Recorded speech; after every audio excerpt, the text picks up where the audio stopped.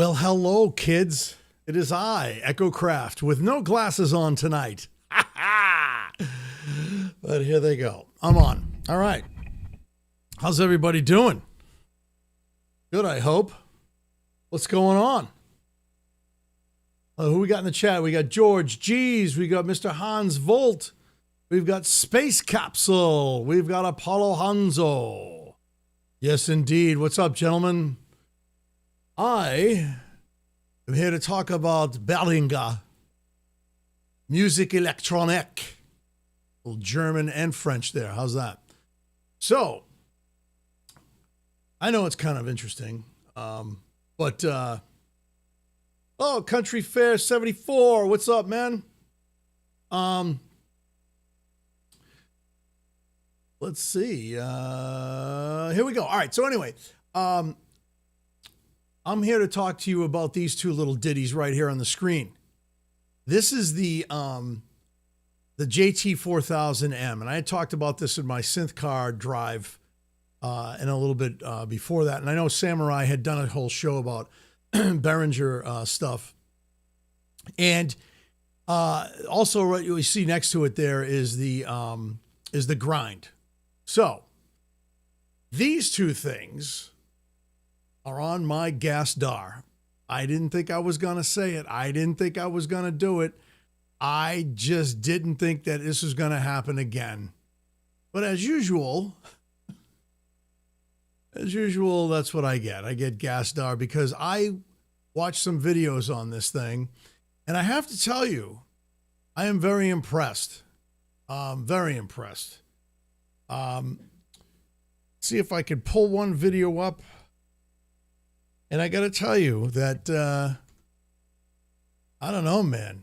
This is pretty sick stuff. It sounds just like the JP-8000. And I know somebody's going to say, no, it's not the JP-8000, but I think it sounds just like it.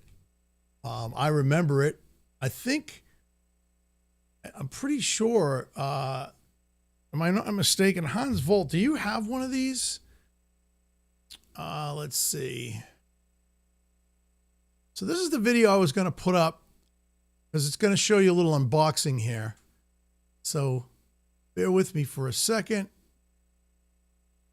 Let's see. I'm going to pop this up on the screen. Yeah.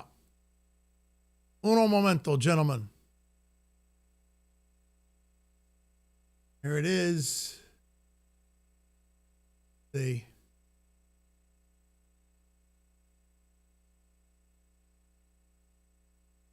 So this is Captain RG Music. So let's watch this. This is kind of cool, and let's check this out. Give me a sec. Give me a sec. Hold on. Oop, my bad. Here we go.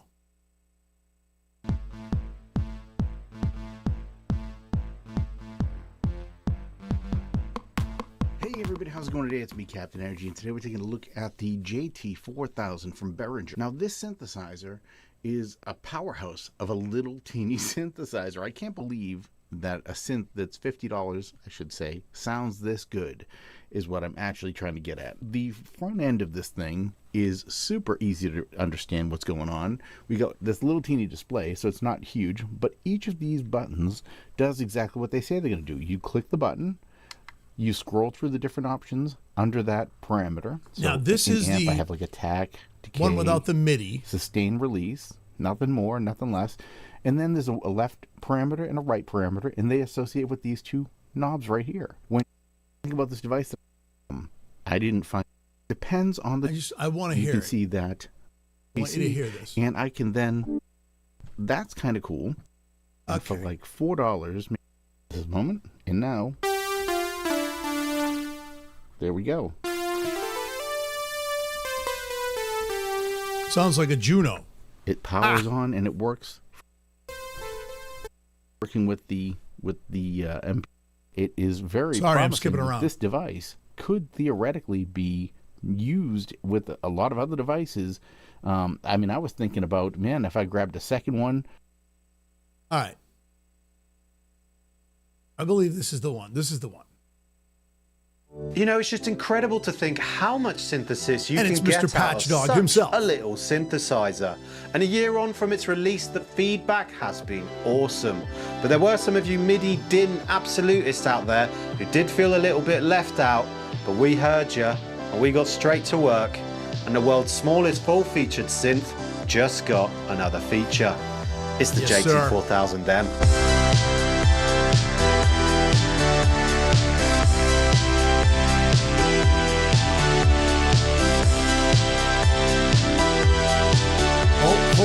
Hold on. There's a special guest who just entered the room. Hold on. Let's see. See the special guest. Just had a bath. Ladies and gentlemen, this is Senor Gizmo. Oh, he's crying. He just had a bath. He's soaking wet. Sorry. Hey, bud. Said I'd show you guys Giz. I don't know if you can see him. There he is. So this is Gizzo Enzo Colantoni. Oh. This is my baby boy. There he is. He's all wet. He's got to dry off. Hand him back to my wife. Giz.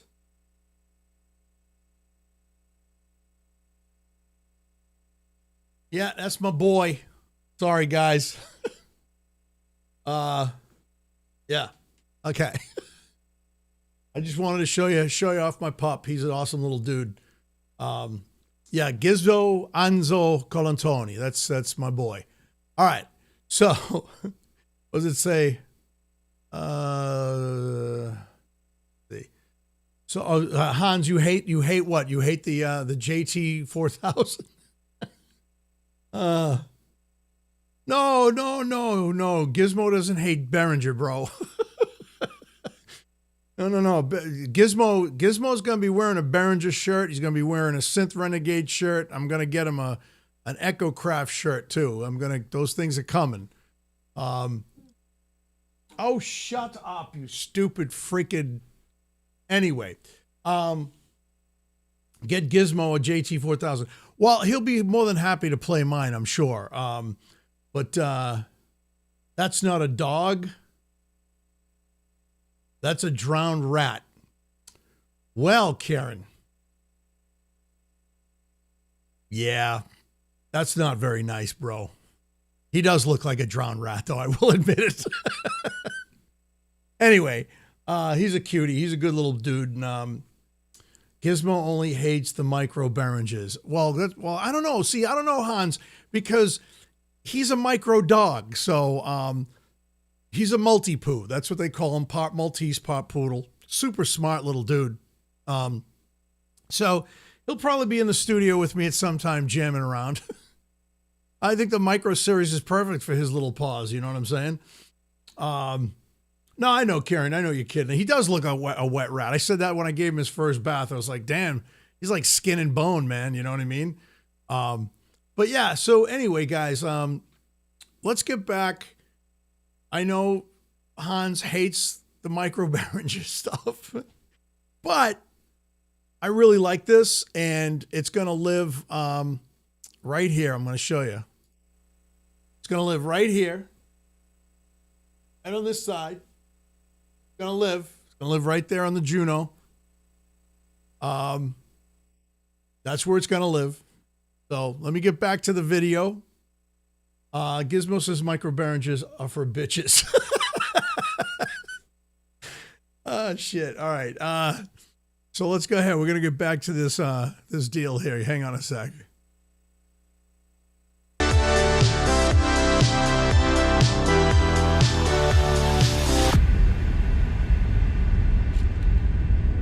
So after taking on board all the feedback you MIDI-based performers gave us after the release of the JT-4000, our engineers got straight to work figuring out how we could fit a dedicated MIDI connection onto a synth that's the size of a Sharpie. As you can imagine, the available space wasn't exactly a lot. But after some clever reworking of the component layout and Hang on, PCB, fellas. we were able I'll be to right create back. just Watch enough the space video. for a 3.5mm MIDI jack, and by using the included jack to MIDI cable, the JT-4000M now easily integrates into any MIDI setup. And just like the JT-4000, the M version is powered by the USB-C port, and for the ultimate portability, you can even use your phone or power bank. Pretty cool. So whenever inspiration strikes, you can simply whip it out of your pocket and get jamming wherever you are. And of course, the JT-4000M has all the same powerful features with its 4 voices and 2 analog modeling oscillators per voice, that warm analog filter, 2 operator FM engine, it's got amp and filter envelopes, 2 LFOs, the authentic 12-bit DAC for that vintage tone, 32 presets, a multi-mode arpeggiator, USB MIDI, and of course its 16 touch-sensitive keyboard and OLED display. And if you're looking for a complete overview of the synth and want to check out some extended demos, I've linked the JT-4000 video in the description. Okay, so sorry, I had to run out because my little buddy Gizmo, he hasn't been feeling very well. He's a puppy. He's had some major things go on with him. My wife she got a little nervous just now because he's got kennel cough and he was coughing up a storm, and she's yelling at him now, so he's fine. He was actually tearing apart some towel when I went out there. So anyway, but anyway, so let's see.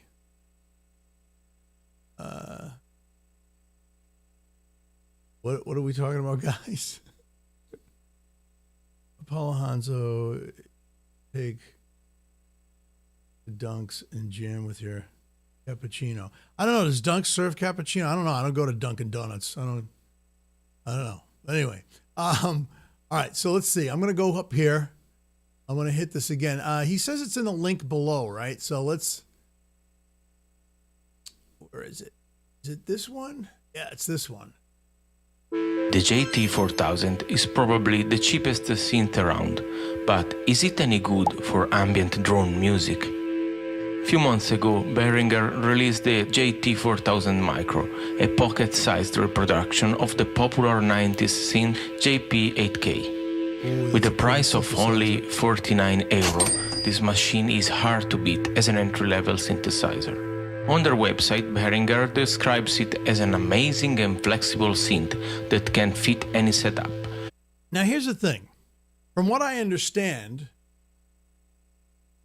this isn't $49, right? Because I believe this is $99. Am I wrong, guys? Does anybody know? Hey, what's going on, Synth Samurai? Does anybody know how much this is? Is this $99 or is it $49? I was under the assumption that it was $99. So it's $50. Huh. Well, let's find out. I wonder is it up on Sweetwater's website yet?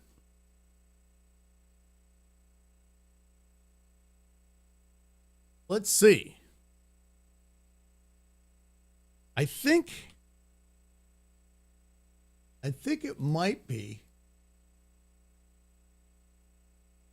Let's see.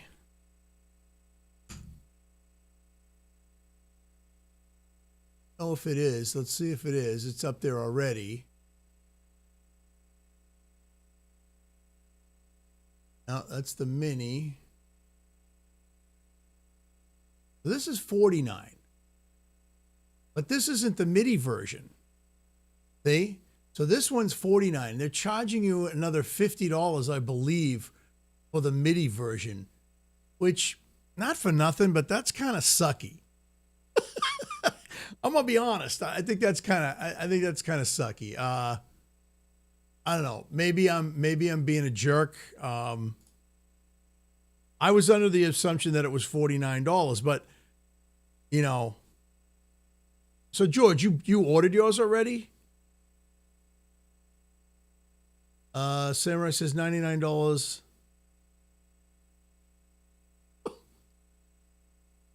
I'm trying to figure it out because I don't think it is, you know.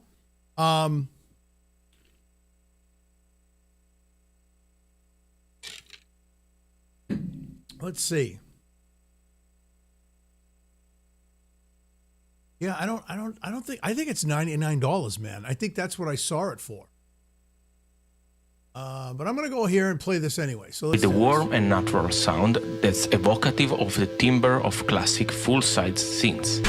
Okay, Behringer, nice marketing. But what we want to know is, does it work for ambient music? And mostly, does it sound good for ambient music? I have had this synth already for a few weeks, and I immediately made a video with my first impressions. But then I decided to go back to it and invest more time and energy experimenting with it. So I want to show you some ideas for getting the maximum out of it and share with you my thoughts. The way this synth is designed,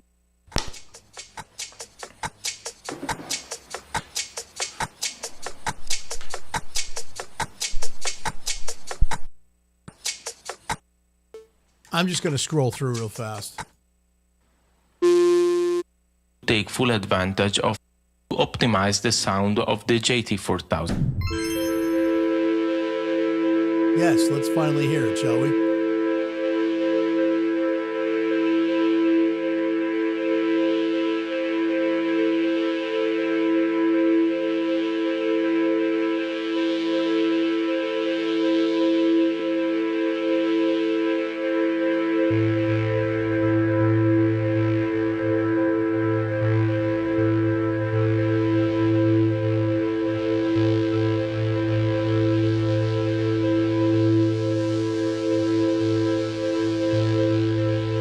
So even this paired up, say with the ambient zero, I mean, it would still sound amazing, right?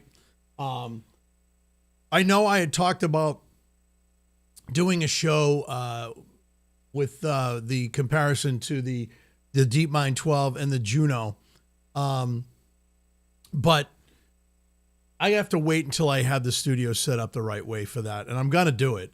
The other thing is I did discuss too also about doing a show on the pedals. I have a bunch of pedals and I want to definitely show some of that stuff off as well. But again, I need to straighten this out in this room. Right now, like if you guys look at everything, it looks nice out here, right? It's a mess. The studio's a mess, man.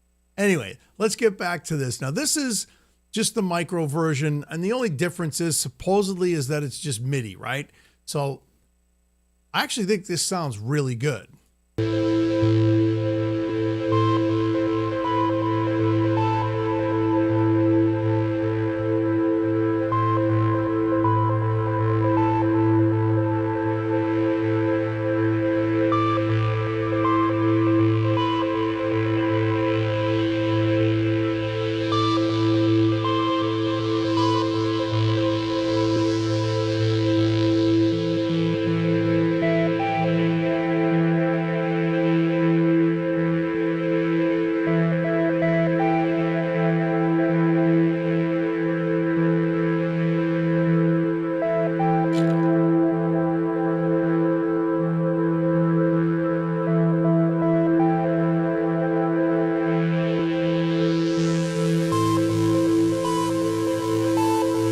Now, let's see, he had 4 DAW effects on it. Oh, really? Okay. The other price, it doesn't sound amazing. I think it sounds pretty cool for a little unit, and I've heard other. You know what? Let me find one. Just for you, Hans, I'm going to find one. I'd rather have a VST for that price. Well, I do have a couple of VSTs for that price. Let's see what we got going on here. Hold on a second. Let's see. So if I go back, You know, it's just incredible. and I think, yeah, this jam that he does is awesome. Let's take a listen to this. Up the chance to do at least one celebratory live jam. So I've set up a simple live rig here with the swing controlling the JT-4000M via MIDI and providing the master clock to both the RD6 and the Crave. Alright guys, remember, keep the beats alive, keep the creativity flowing, and never stop synthing. Until the next one, peace. I think think Samurai played this video already. I know I'm probably repeating it, but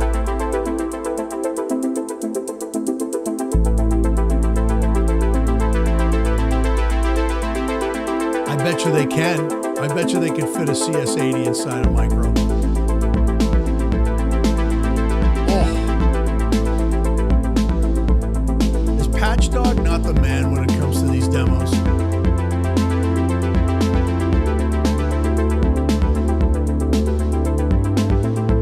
I'm with Samurai on this. Micro CS80.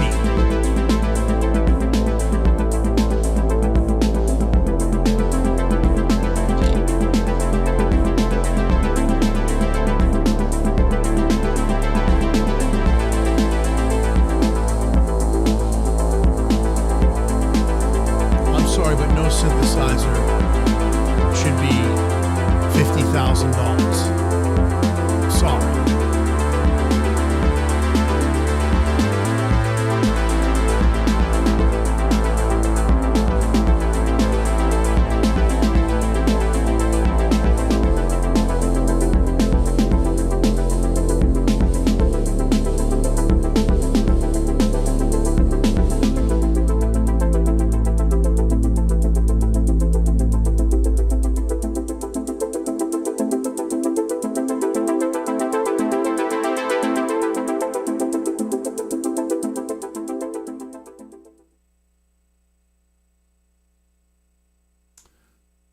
Cancel that.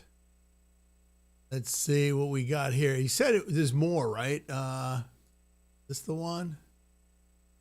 Okay, well, there's a little 80s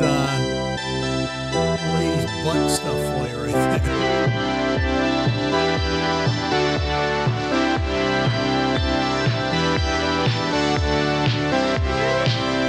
Is this the one I just played? I don't even know. All right. This has been the JT-4000 Micro. Catch you in the next one. Peace. Here we go.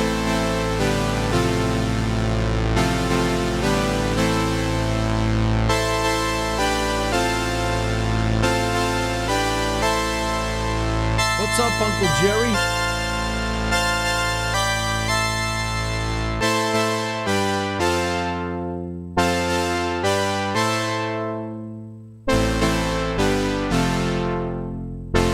So I'm under the impression that this little guy doesn't have effects on it, correct? Am I correct in saying that, guys? Those of you who have had one and played with one, oh, Uncle Jerry has an announcement right there, right there, right there. He's an X-Men. His Juno X is coming tomorrow. Right there, ladies and gents. Let's see.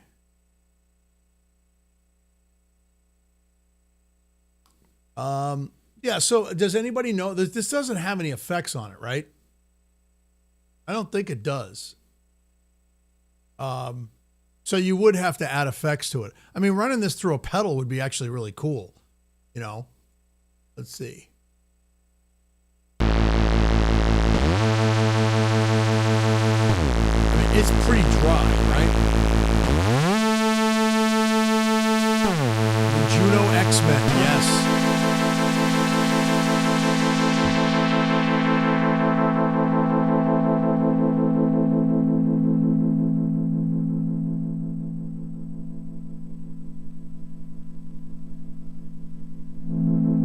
That's good sustain right there.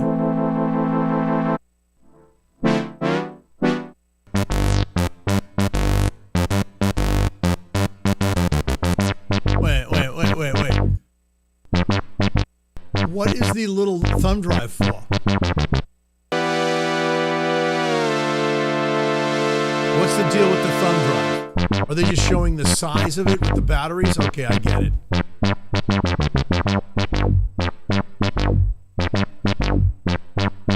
Oh.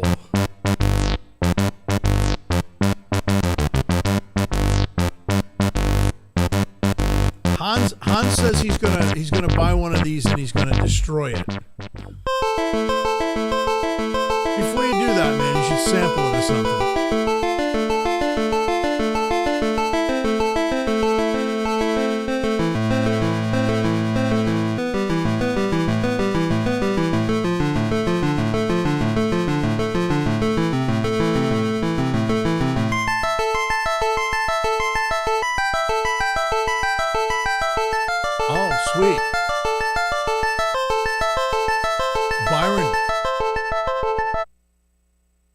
What is it? What do you got? Oh, you got your the third wave should be, oh, nice, man.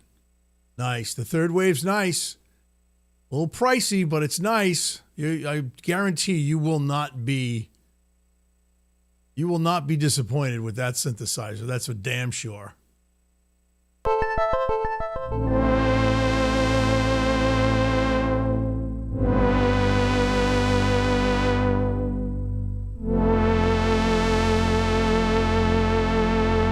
Okay.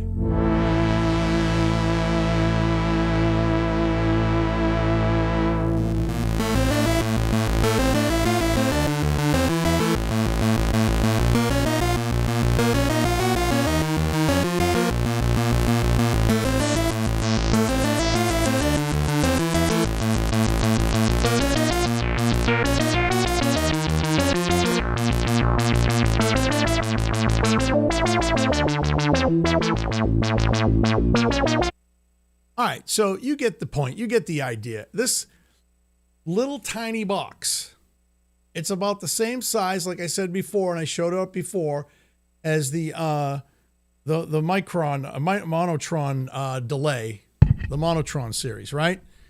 Same size, packs a wallop, sounds really good. Throw some pedals on there, bang, boom. It'll sound amazing. That's what I think, right? I could be wrong.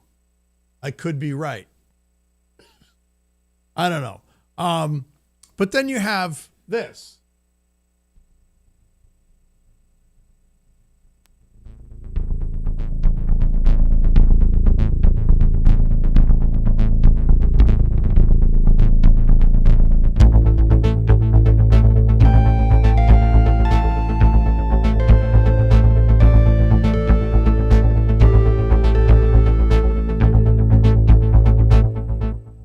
That's the Juno X.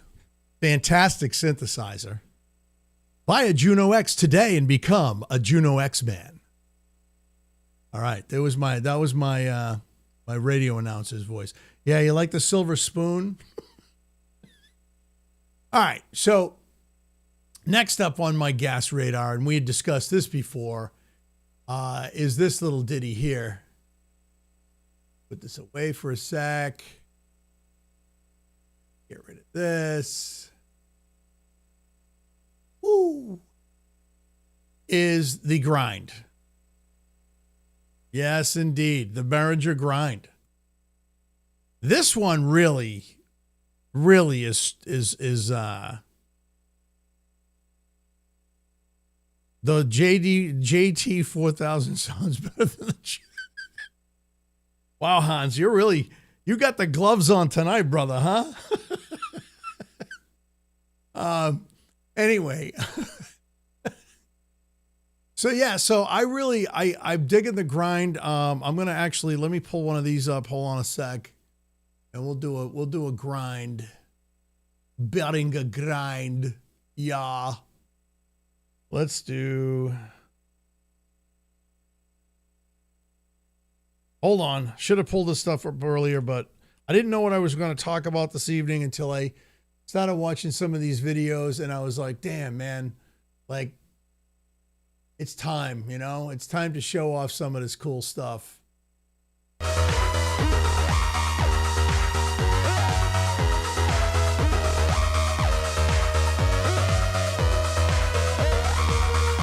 mean, listen to this thing.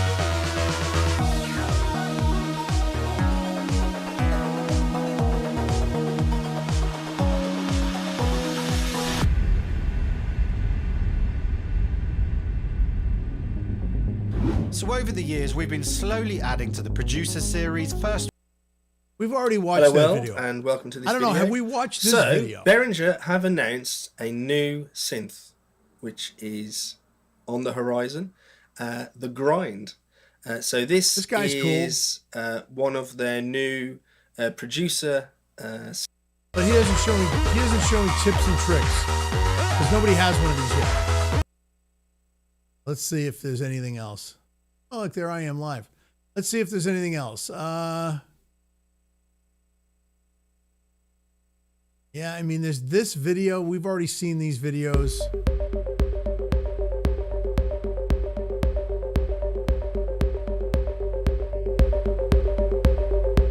I just want to look at this again because I just think this sounds really good. And I'm going to put it out there right now. How many people out there actually want to get a grind? How many people out there want to grind? I don't have a bad thing to say about the grind. Hans Volt, all right? I really, it's a very interesting synthesizer. And it's definitely on the gas star.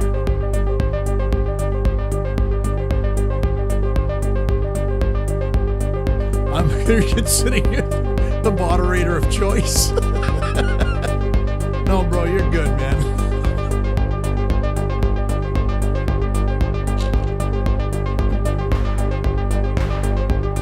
I know, Samurai, you're going to get one of these guys, aren't you?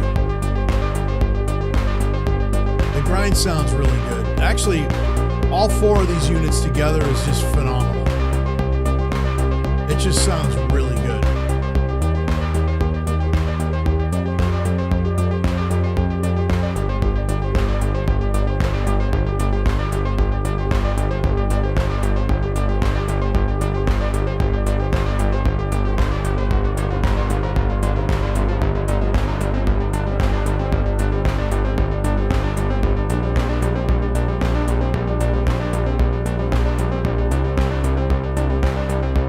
Again, I mean, Patchdog does some great stuff, man.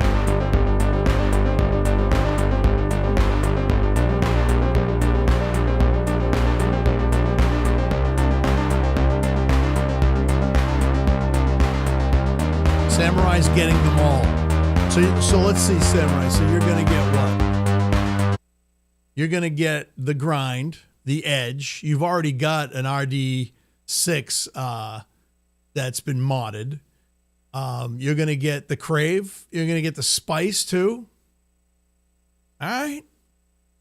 You need a bigger studio, bro. We all do.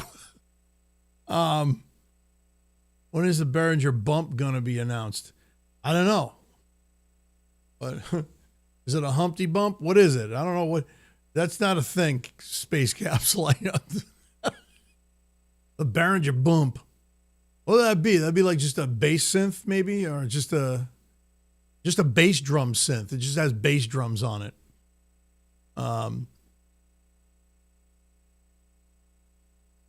Yeah, man. RD6s, you can get them cheap.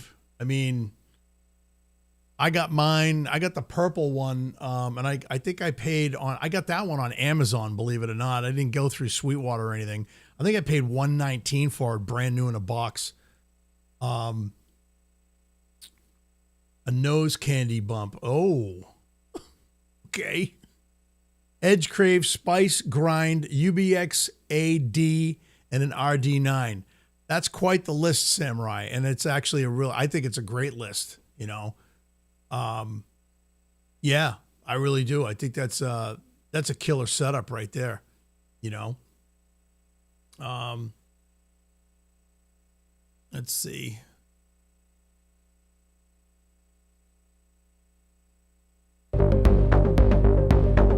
I like this part here when he brings in the edge.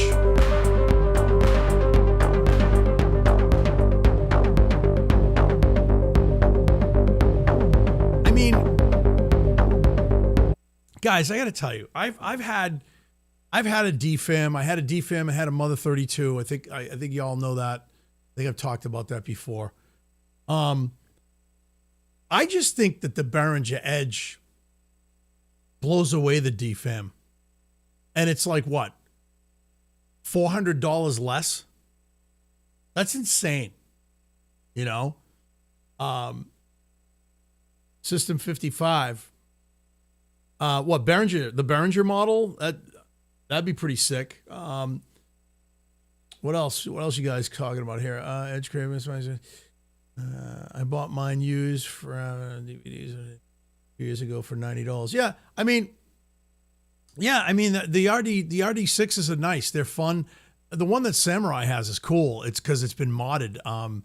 Samurai, do you know who modded that? Do you know the company or the person that modded that? Was that like a private thing, or was that Because I know, like, you know, there's the Devilfish guy out there. He does the modded 303s and stuff like that.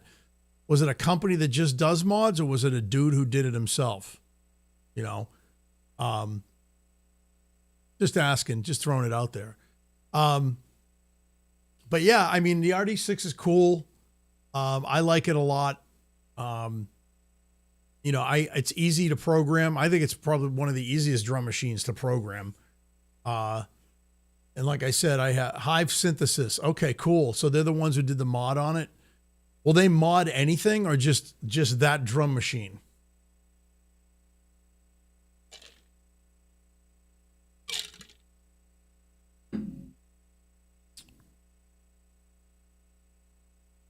So much technology, so little time for me. Why? Where you going, Uncle Jerry? You going somewhere, bro? I ain't going anywhere, dude. I'm getting cloned, man. That's my thing. Like, I decided what I'm going to do. I'm going to have my brain put into somebody else's body, something else, or they're going to grow another one of me. I'm sure my wife would love that. Yeah, I ain't going anywhere yet, knock on wood, praise God. You know, good Lord, you know, praise God, you know, and the creek don't rise, you know what I'm saying? I just, hopefully we'll be around a little longer, Uncle Jerry, right? So they will mod anything, huh? Even my robe, the Synth Hefner robe, they're gonna mod that for me. I didn't want to, dude. I'm not even gonna go there. Nowhere, brother. Just a random phrase. Yeah, I hear you, man. I ain't going anywhere right now. I hope. Those micro synths are great for robe pockets. Yes, they are actually. I haven't done a Synth Hefner episode in a while, Samurai. We're going to have to do one. It's hard for me right now, too, because I got this puppy and we're chasing him around all over the place. I don't know if you can hear my wife, but she was, you're not yelling at him, but just saying, no, stop, no, you know, because, you know, he's a puppy. You know, he's tearing up the house. You know, he's shitting everywhere. He's pissing everywhere. We're trying to get him potty trained and stuff. And he's good one day. He's bad the next. He's good one moment, and then he shits and pisses everywhere, you know. It's great. It's a lot of fun. You know, I'm 62 years old. It's like having a kid all over again. But anyway, so yeah, so hopefully we can do another Synth Hefner episode. That was fun. And I ordered my pipe, so I have a pipe coming so that I could, you know, I should get one of the captain's hats too, because that's what the Hef used to wear all the time. But yeah, sounds like your second wife. Oh, that's beautiful, bro. Oh, oh man, I hope your second wife wasn't shitting and pissing all over the place.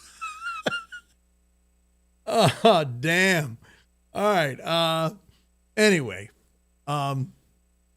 let's get back to the video here. And then I'm going to throw some questions out to you guys. I got to ask some questions. Anybody a cream dream yet? That's a good question, Sarah. Does anybody out there have a PB12? Anyone? Bueller? Anyone? Because, I don't know. I'm going to show you something. I'm going to show you. I'm going to cause controversy, Samurai. Remember the controversy that we cause? We always cause controversy. Where is it? Let's find it. Let's look for it. It's here somewhere. All right. Let's see.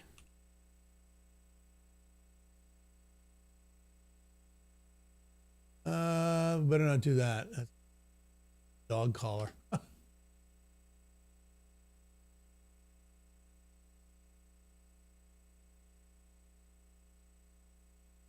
Let's see. I think this is it. This is it. This is cringe. You ready for some cringe, fellas? If you're familiar with me and my channel, you might know that the original PolyBrute is my all-time favorite analog polysynth.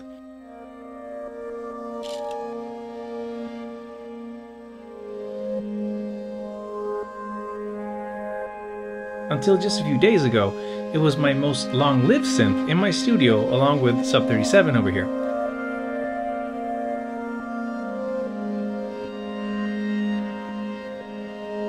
Needless to say, when Arturia announced that they were launching the PolyBrute 12 with the same synth engine, plus double the voices and a new type of keybed, I knew I wanted it badly.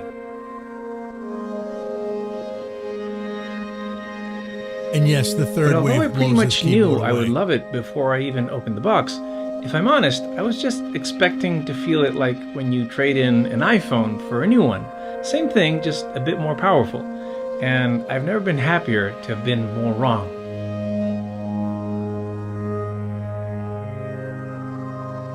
What I was not expecting was it to have such an impact in the way I play. Now, I want you guys to listen to everything he says. And I want you to remember the last video that I made. That's all I'm going to say. But at the end of this video,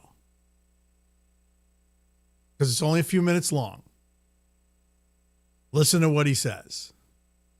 And that is what threw me for a loop and kind of pissed me off, actually. And I'm going to be honest with you. It doesn't piss me off about what was done for him. And I know I do these riddles and you guys say, I'm not following you, Echo. Just listen and you'll understand what I'm saying. It has nothing to do with jealousy, envy, or anything like that. It has to do with truth and bullshit.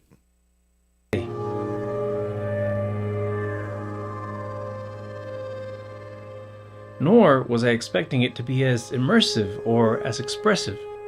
And I was definitely not expecting it to change the way I think about composing and performing music. I've only just begun to scratch the surface in the week or so I've had it, and I've been strictly preset surfing until now, but what I've experienced here is nothing short of a transformative experience. In a nutshell, the full touch keyboard allows you to control the behavior of a patch throughout the whole range of motion available in the key travel with an insane amount of detail. Exactly, Karen.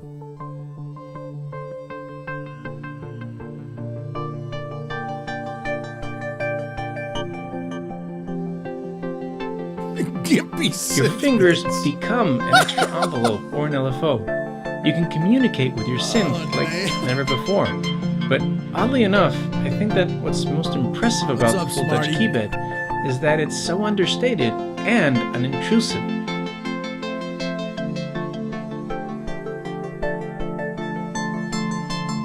So much so that if someone hadn't told me that it was there, I wouldn't have known it from just touching the keys.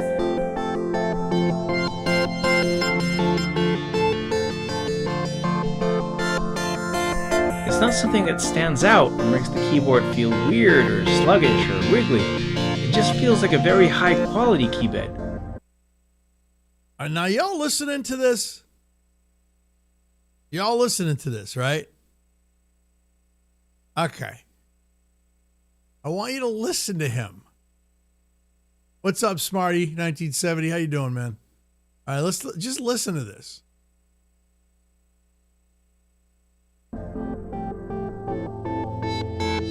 When you start playing, you begin to notice the nuances in the sound reacting to the touch of your fingertips.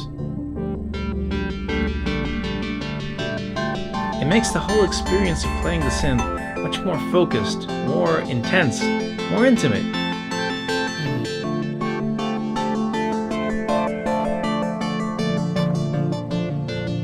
And that got me thinking. Considering the current state of both hardware and software synthesizers where, in general, everything that comes out nowadays sounds really great, I really believe that the next frontier in the synthesizer world has to be expression. I'm okay, man. The ability to truly speak through our electronic instruments, much like you would on an electric guitar or a bass. Listen to what he says. Lots of companies are making huge breakthroughs in this area like Embodme, Roly, Expressive E, even Ableton with their Push 3. I've tried all of them and they're truly marvelous, but they do have one thing in common. They all feel like you have to learn how to play a new, different instrument than regular old synth keys.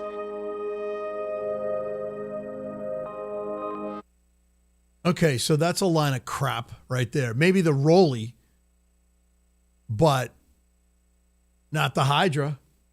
not the Osmos. You ready? It keeps going. And that is where I think that the Full Touch keybed's genius truly lies. Genius. It doesn't feel strange. It doesn't feel foreign. Your fingertips and your muscles know their way around this instinctively, and you pick up on those nuances without much conscious thought at all. It invites you to experiment a familiar road with brand new eyes. And the fact that it's coupled with one of the best sounding and most easily programmable synths I've ever owned is just icing on the cake. Arturia sent me the PolyBrute 12 so I could make a series of videos exploring it in the coming months, and I really hope you'll There it is. join me in this exciting exploring it in the coming months. And icing on the cake. Arturia sent me the PolyBrute 12 so I could make a series of videos exploring it in the coming months. There it is. Arturia sent me the synthesizer. So everything he said there, and this is how these guys play this game.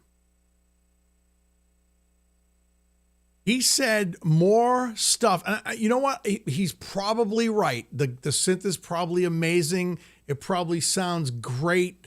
It probably feels amazing. The keybed on my Rev 2 feels amazing. The keyboard on the Osmos feels amazing. I don't care if people don't send me stuff. I'm being honest with you. There was a point in time years ago when I was on, when I started my YouTube channel, that all I wanted to do was be able to start a YouTube channel and get stuff sent to me so I wouldn't have to buy it, basically, or buy it for less money because they offer you a deal. I think they offer it to you at cost or something like that. But now I don't want that. I don't have room for people to send me stuff. And the other thing is, because of that, I have to sit here and pretend that I love this thing, and there might be some stuff that I freaking hate about it. And I'm afraid that if I don't say good stuff about it, then that means that I'll probably have it taken away from me, or I won't get that deal, or they won't let me keep it, right? So I mean, those are just things that I picked up on when Samurai sent me this video and I listened to it. And not for nothing, I don't think that this synthesizer sounds that great. Again, I'm not Arturia. I love their stuff. I love the Mini Freak. I got a bunch of Arturia stuff. I don't think that this sounds as good as the Muse, the Jupiter X, the Juno X. I know they're different breeds, and the Rev 2, the Prophet 12. No, I don't think it sounds as good as any of those. I think the Mini Freak blows this thing away, and I think that they should have done more with the Mini Freak than the PolyBrute 12. Just me, just saying. And I know Samurai loves that Cream Dream. It's a pretty looking synthesizer.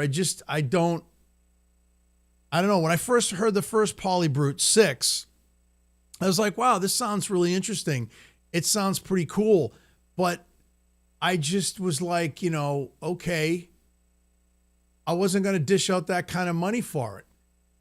I mean, look at where is it in the wild? It's not. Nobody owns one. Listen to this.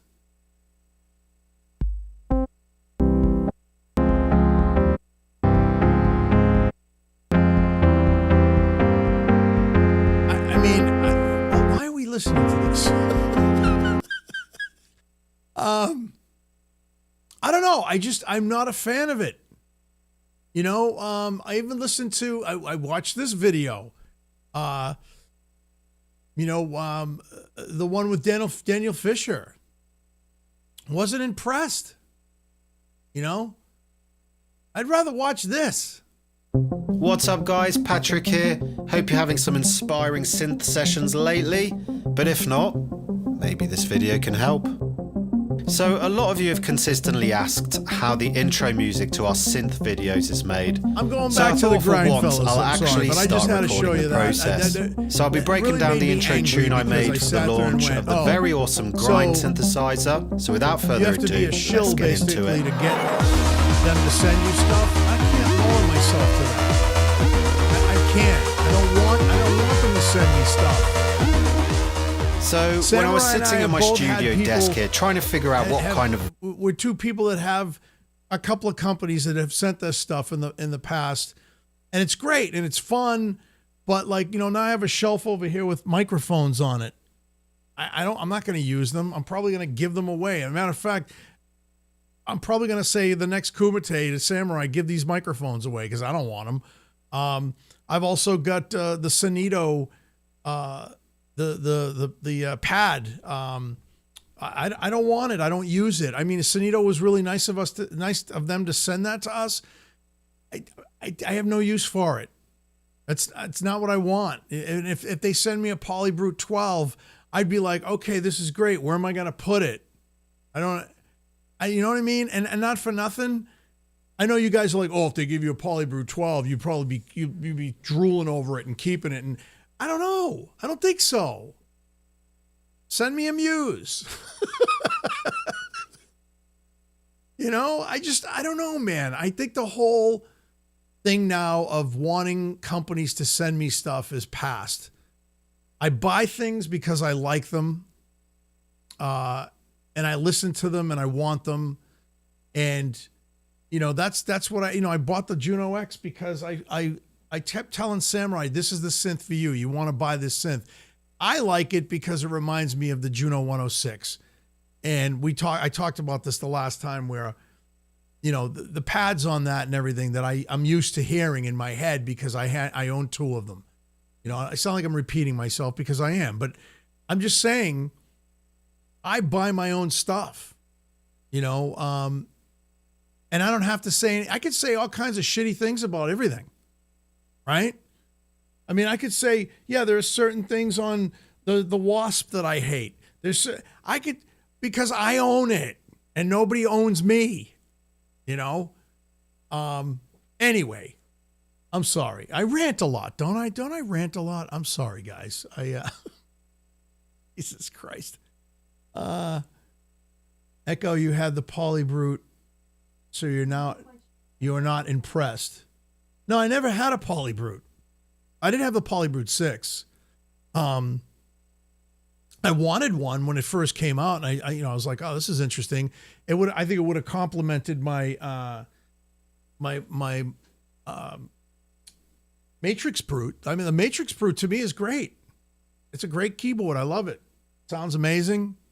You know, it's a lot of fun to use. Incomparable.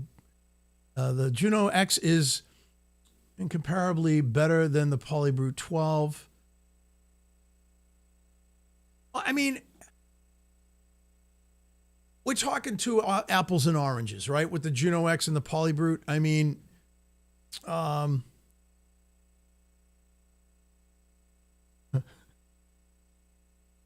because I'll get to that, Samurai, because the Samurai and I had a discussion, but anyway, the PolyBrute 12 and the Juno X are completely two different beasts. I get it. One's analog, one's digital, right? But I just think it sounds better. I get better sounds.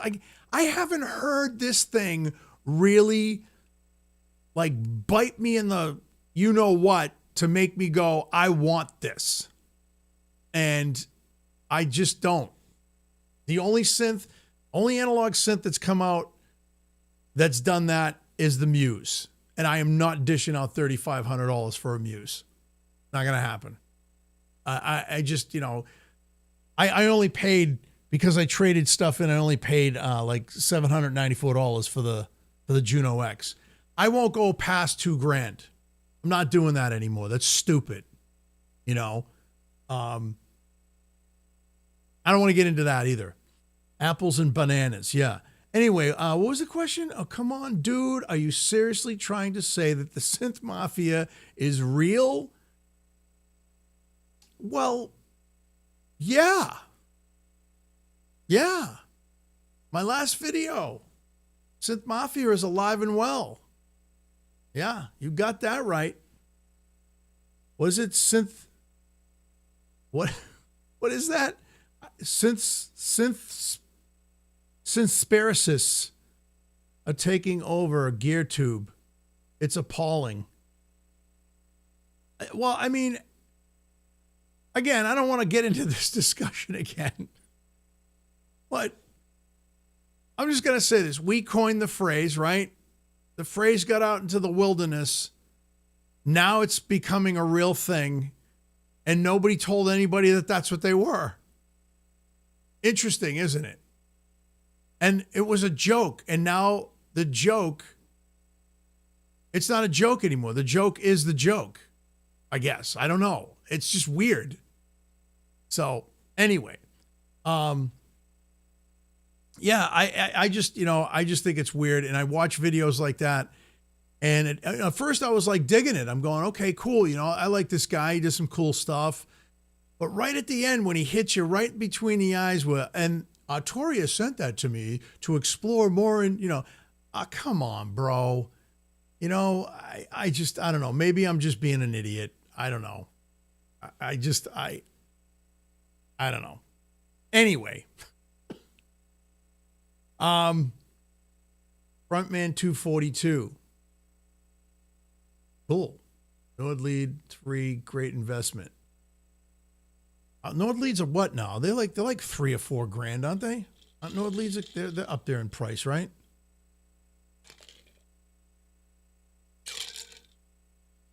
Samurai doesn't like that red, but he's hanging on to that MPC like it's his second girlfriend, for Christ's sakes. Come on, bro, get rid of that thing. I'm tired of these immature YouTubers having fun and being serious about gear. It needs to stop. Oh, that was good. Anyway, so getting back to the Behringer Grind, I really like the Behringer Grind. I think it sounds great. Let's listen to a little bit more of it. To do. I reached out to our trusty head of synths, Luigi, for some input, and he eagerly suggested I do something a bit techno, but particularly with the bassline engine. So that was my starting point, and after a bit of playing around with it, this was the riff I came up with.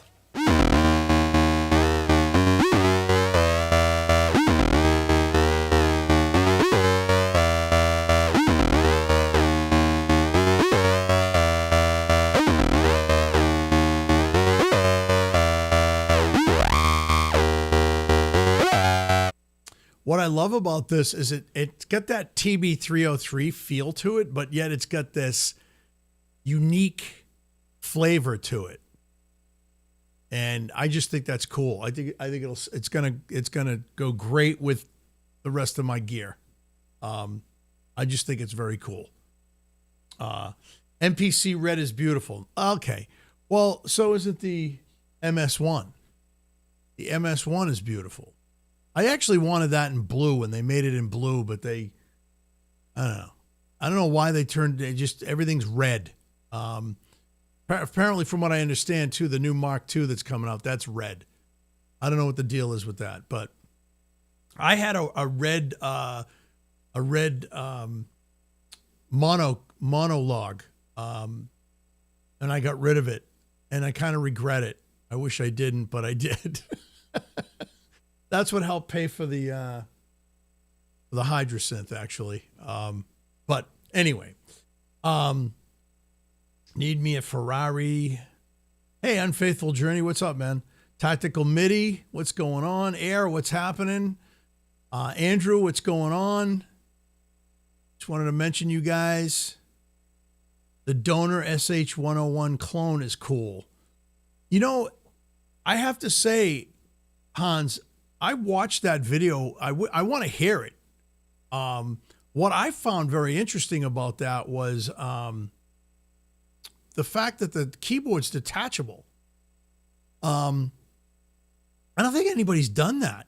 It's kind of a cool thing, I'm curious to see what happens with that, actually. Go back to this camera here.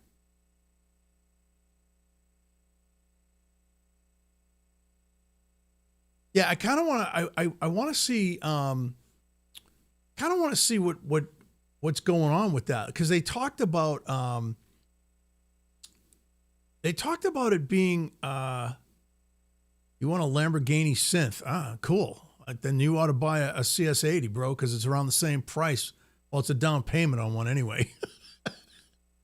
Anyway, I just think they said that they're probably going to be coming out with other modules that are going to be able to attach the keyboard to it. So I'm curious, is this the new beginning of a company like Behringer? Is Donor really going to become that company that comes out with less expensive synthesizers? I mean, I'm looking at the B1 right here.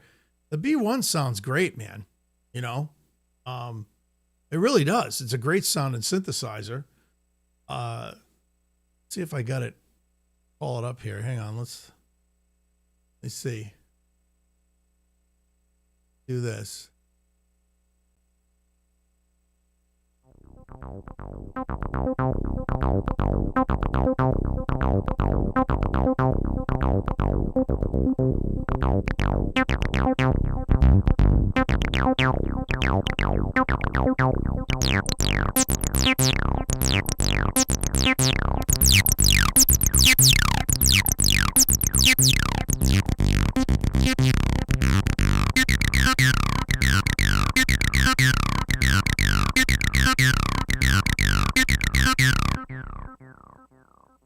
Yeah, that's the little B1, the Donor B1.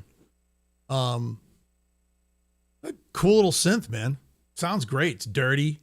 Got built-in delay and reverb. I paid $79 for it at Christmas time. What was that? 2 years ago? A year ago? I don't even remember. You know, it's pretty cool. And it's got the little rubber keyboard on it and stuff like that, which, you know, it's okay. Like, you know.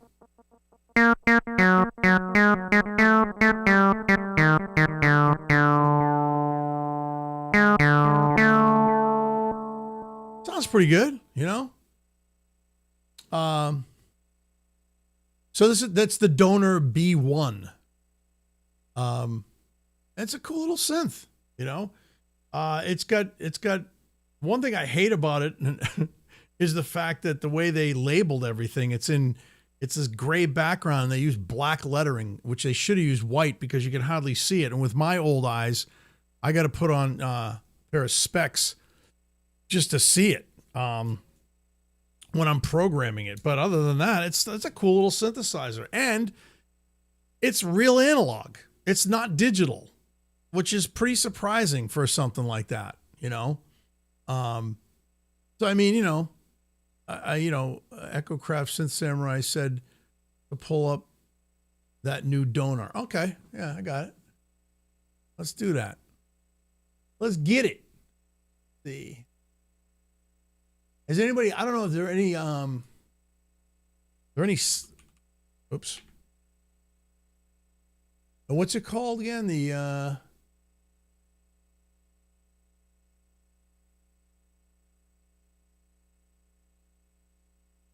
B1. What was it called again? I forget. I'm so like brain dead.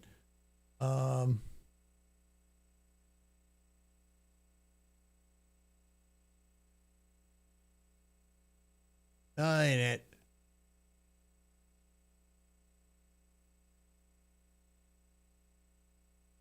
Anyone? I forget the name of it. Hans, what's the name of it?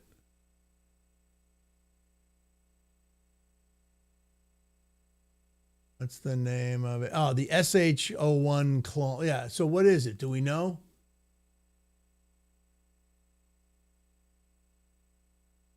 I don't know what it's called. I'm trying. Sorry, guys. I'm a little unprepared here.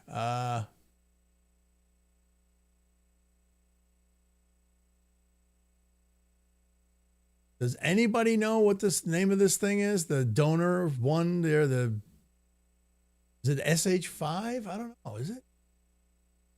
Or SH1? Maybe it's SH1?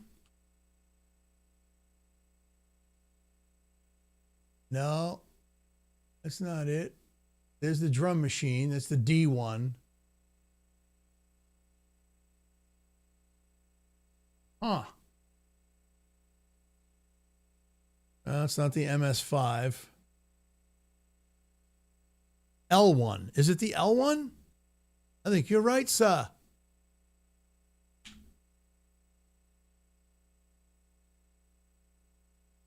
There it is. Thank you, Unfaithful Journey. There it is. Now, are there any sounds on this yet? Has anybody heard it? Let's find out. Hello, this is Decimal and welcome to Synth News. Today I want to talk about the Donner L1. It is an analog synthesizer that is a clone of the Roland SH-101. Some of the more interesting things is that this is not a Behringer clone. I know what you're thinking, it's a clone, but it's not a Behringer clone. And it's also not a one-to-one clone either. It has some interesting features and some modern extras, so let's get into it. It features a single oscillator with 4 mixable waveforms, and you can also mix the noise generator and external input. The oscillator range has 4 octaves with dual pitch mod and selectable pulse width modulation. There is an analog filter with cutoff and resonance, and you can modulate the filter with the envelope LFO or keyboard. It has 2 full ADSR envelopes, which will give you full independent envelope control for the filter and the VCA. You can control the VCA with 2 envelopes, gate mode, cycle. I'm sorry, but I'm looking at the chat. It's like all you guys are like yelling at me going, dude, it's the Donner L1. All right, hold on. Mode and a drone mode. There's also a ladder function that does not exist in the original Roland. On the left side next to the VCO, we have an audio rate syncable LFO with triangle and square waveforms, random noise generator options as well, and there's also an LFO rate control. There's also an onboard glide function with 3 slider modes. There's an off, on, and auto, and it also has speed control as well. There's also an arpeggiator as well with various playing directions and a step sequencer with pattern saving options as well. When it comes to connectivity, it has an on and off switch DC input, USB-C port, which is one of the modern upgrades, MIDI in out, 3.5mm MIDI jacks, audio input, main output, and there's also a hold pedal socket. On the top panel, you can also find various other connections, including sync in and out, CV gate out, external input, and headphone socket. There's also a touch sensitive pitch and mod wheels with built-in monochrome OLED with shift buttons, octave control, and a hold function. One of the interesting features is that it can be desktop or a keyboard. So because of this magnet system, you can remove the keyboard and reattach it. When it does. So the magnet system reminds me of an iPad. With the iPad, you can connect the keyboard to it, and you're able to use the keyboard that way. No wires attached or anything. So that's where I think they got the idea for that, which I think is actually pretty cool. I think Rolly has done the same thing with the little Rolly pads. I forget the Rolly blocks they were called. You could link those all together with that type of magnet that connects a frequency or not a frequency, I'm sorry, a circuit basically. So it turns the circuit off and on when you connect them together. It's pronounced Behringer. Well, I always say Behringer, not Behringer. I like Behringer better. I have a friend that's German, and he said it's Behringer. Oh, yeah. Okay.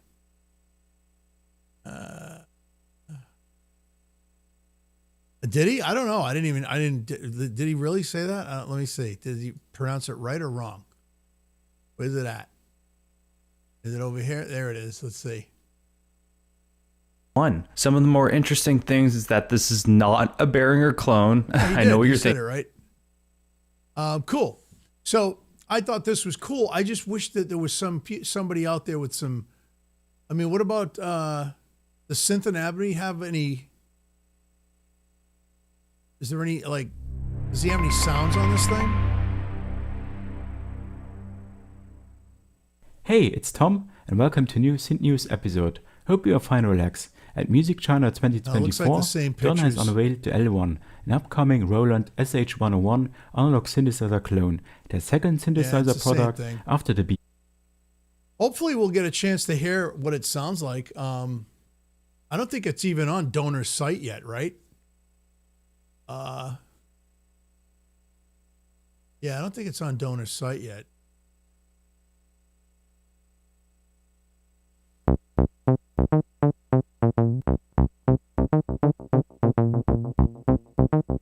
What's up and welcome back to another video. My name is Miles Away. Now today we're going to be looking at this interesting little synthesizer here, the Donner B1. Now what is the Donner B1? Well, as far as I'm concerned, the Donner B1 is the cheapest and most affordable analog synth on the market. In the title of my video, I said... Okay, enough of him. Anyway,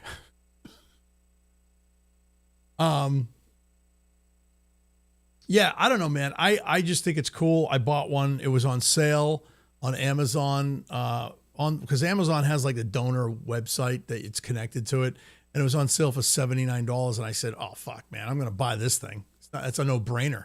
And if it sucks, it sucks. You know what I mean? I'd send it back." I've already used it in a couple of videos. I've already used it in a couple of tracks that I've done. I believe one of the tracks I did in the Kumite, I actually used that 303 sound. So, hey, what's up, John? John says he's a child. Okay. No, I'm not going to play the bad gear guy either. I don't know. I stopped buying cheap synths. Why, John? I didn't buy. I bought the Juno X, man. That's not cheap. No, you want me to buy a Pro 3? I don't want a Pro 3. I have a Rev 2. I know the Pro 3 sounds better. It's got much more a better sequencer, blah blah blah. I get it, man. Pro 3's great. Like I said, I played one. Plumpy. Synth fun. What's going on? Plumpy. I like that. Plumpy. If it works, it works. Harmonic Sonics, what's going on? Yeah, so, I really, just wanted to touch base on the other stuff that I talked about earlier. What's up, guys? Oh, God, shut up. And, hey, there's Samurai. There. And, yeah, I just thought it would be kind of cool. What is this? Did we look at this video, guys? I don't remember. Who is this? Oh, red means recording. Let's watch version this. Of the already pretty awesome PolyBrute from Arturia. This is Arturia. And instead of talking about it in like concert. I think He's a lot having of a other concert. people will be, and they're going to do it better than me, I decided to make some music with it. So what follows is a thing I put together with the Electron Syntact and my favorite presets from the PolyBrute 12, edited here and there to make the sequences and be more performable. I'll flash on screen at the beginning of each sequence the preset name and slot number, and I'll also put them in the video description. I'll also tell you when I've done some additional production. And all right, dude, shut up and play.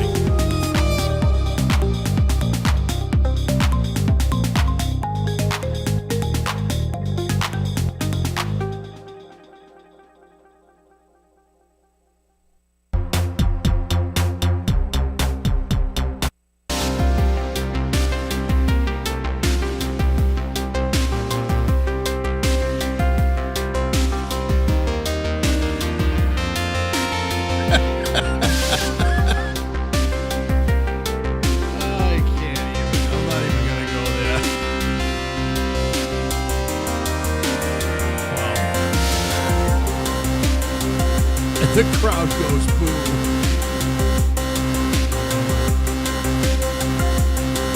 Now see, I just want to say, all right, so what's the PolyBrute and what's the Electron? This reminds me of the Labyrinth. Remember that?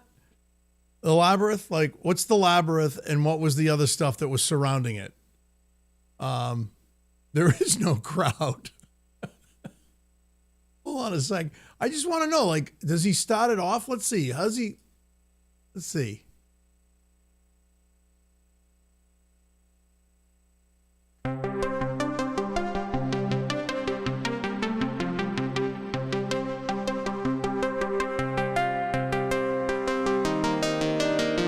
Okay, so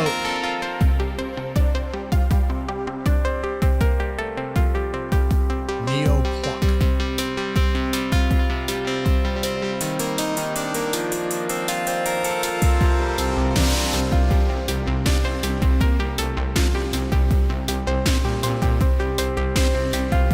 It sounds great.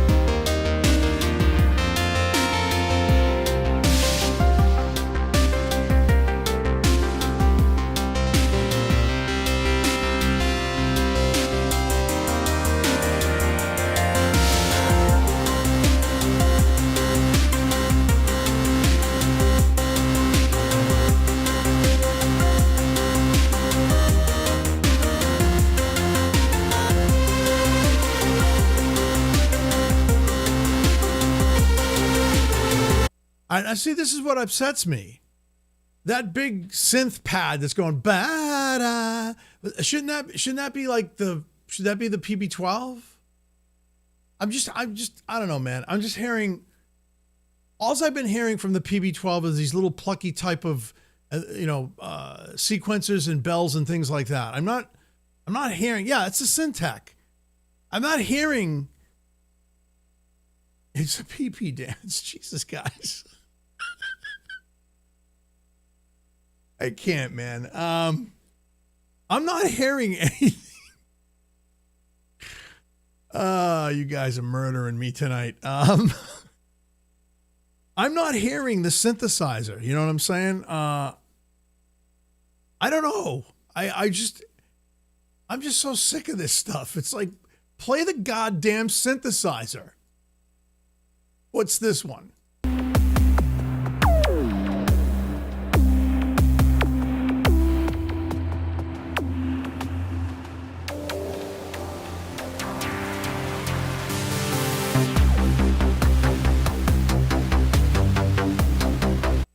All right, right there. That bass line, that's coming from the Electron. It's got to be. He's got to go potty. All right. You guys are freaking killing me. All right, I'm getting off of this, dude. What else we got? Reverb. Did anybody watch the Reverb one? What's this? It's a masterpiece. Bedroom Producers. Who's this dude? Do I know this guy? Do we have a... Yeah. Wants to express the artist within them. I can do that with my Hydro.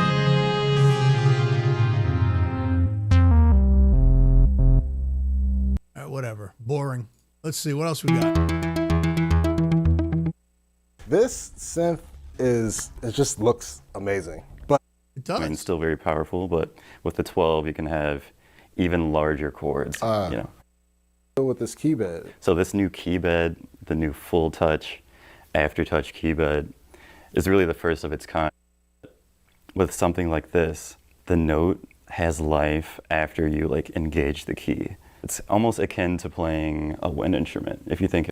I have no words.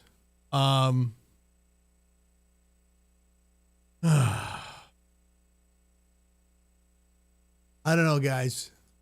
I have no words. What about this guy? We watched this guy. What's this? A tutorial. We don't want a tutorial. And we know about this guy. Synth Samurai like this guy. John, you love Sam Gutman, don't you? All right, what else we got? We got Loop Pop. Let's check out Loop Pop. Do anybody check out Loop Pop? PolyBrute 12 is Artoria's new flagship synth and improves on the original in two significant ways. That's beautiful. Shilcon 2025. it has 12 analog voices instead of 6. And perhaps more interestingly, it has a keybed that is their own design of full polyphonic motion tracking across. Polyphonic motion tracking. Can't. All right, I'm going to go back up to the top. I'm going to click on this. And I'm going to play, see if there's anything new out there on the Moog Muse.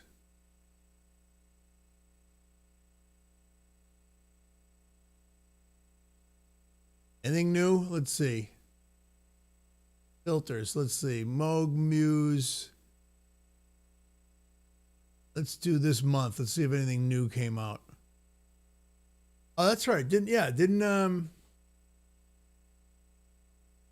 3 weeks ago, 7 days ago. So I got the Moog Muse for about 1.5, 2 weeks ago, and I haven't had much time to dive into it. Some occasionally on the nights or on the evenings I have been. All right, blah, blah, blah. Okay, let's see. What else we got? 8 days ago, I bought a Chug. What? That's a good video. That's a lot of lights. A lot of lights? I'll save you some time. I can tell you it's 51 seconds because I timed it. Careful. That's lower yet. Okay, I'm good with that guy.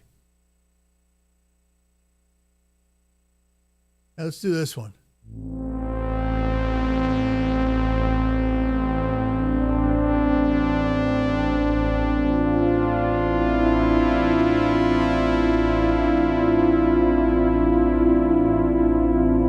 That's nice. So, have you guys ever heard anything from the PB12 that sounds like this? I'm being honest.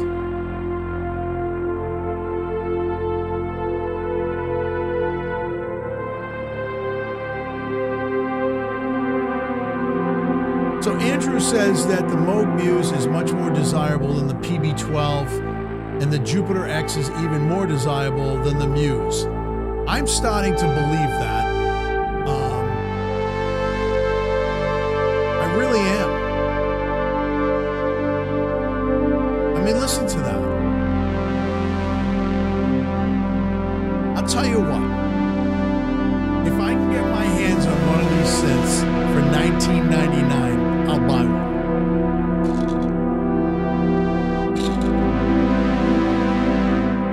That's it. End of story. My wife will probably shoot me, but I will.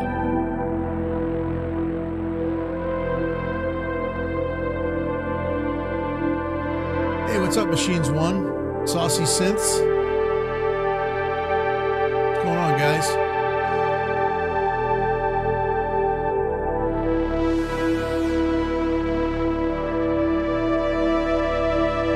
Yeah, man, the Juno X sounds amazing.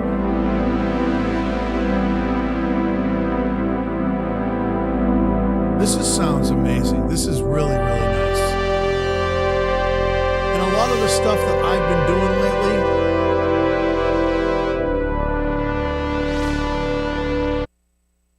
Samurai, the only person that's into the cream dream is you, bruh.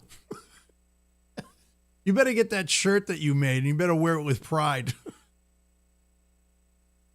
Like, seriously, man, like, really, yeah, Harmonic Sonics. I'm not kidding you. The Juno X is amazing. It sounds amazing. I haven't even gone through all the patches let alone diving deep into it. It just sounds amazing, you know. And the fact that it's, you know, you connect it to the Roland Cloud and download the synths that you want. You know, it's a subscription base, but I mean, what the hell, dude? Like, it sounds amazing, you know? You played a PB12. What'd you think? Harmonic Sonics played a PB12.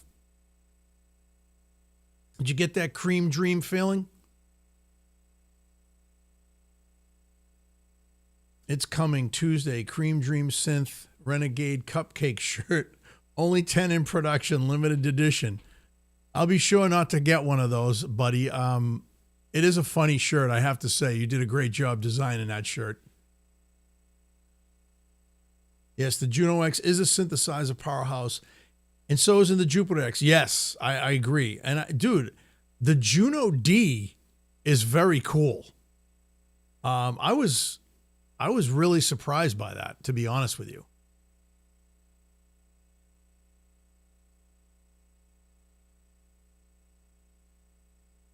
Yeah, and that's the thing. Like, I still haven't gotten my ass into Boston to see, to look at a Muse hands-on, and I know they have a PB12 there too, and it'd be nice to go there and compare both of them. But I know I'm going to lean more towards the Moog because I just, you know, I don't know. I just think that it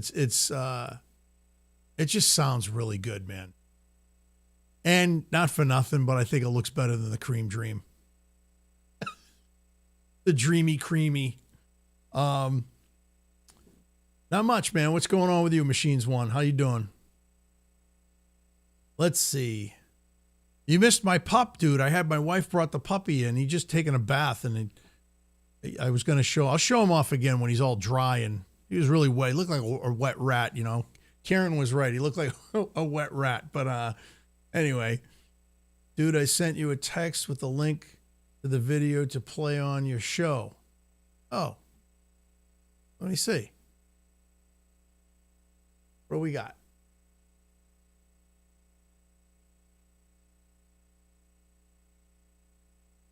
Let's see.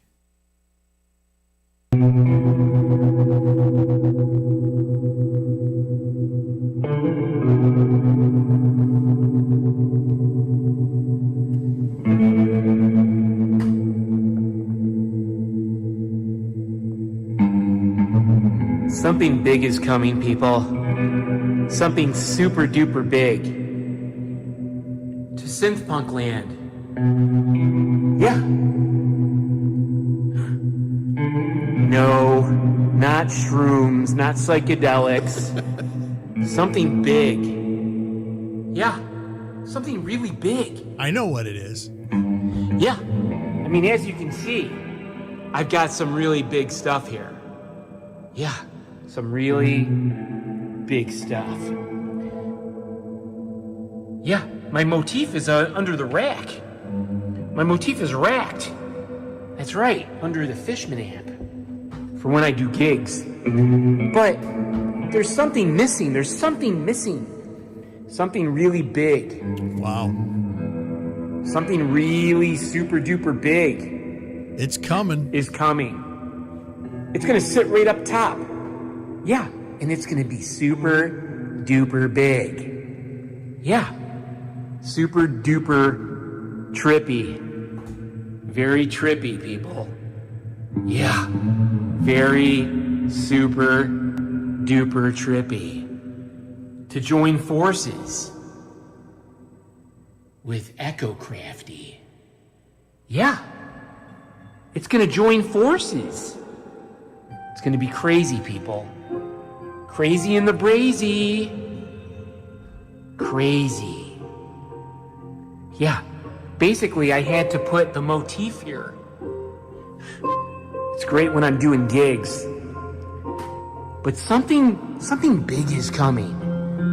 Something super duper big is coming to synth punk land. The world of synth punk. Something big, people, something big.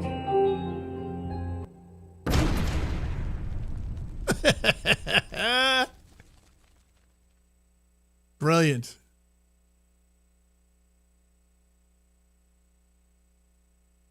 Brilliant. Yes, that was synth punk. And something big is coming.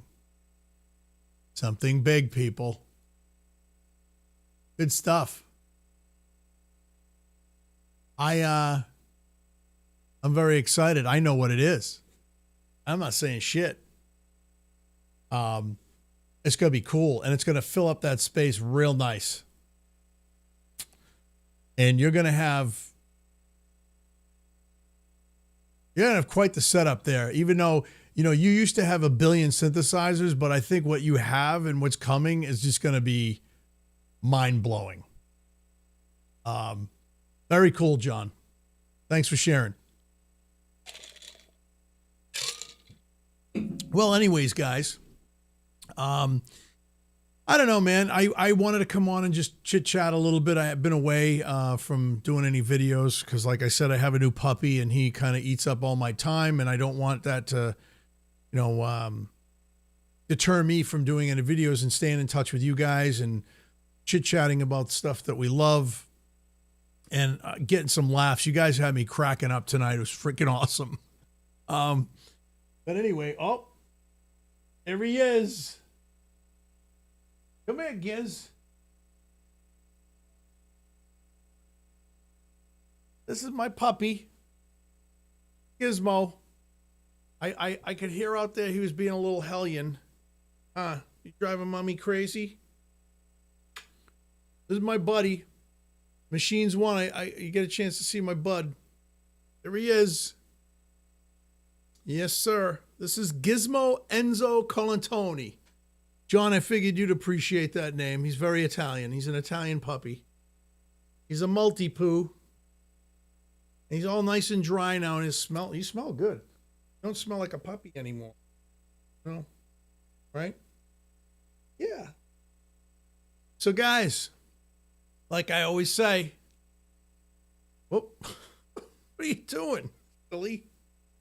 Like I always say, stay frosty, stay creative, and always remember, the dog will eat the cables, watch Yeah, I know, man. I haven't let him in the studio.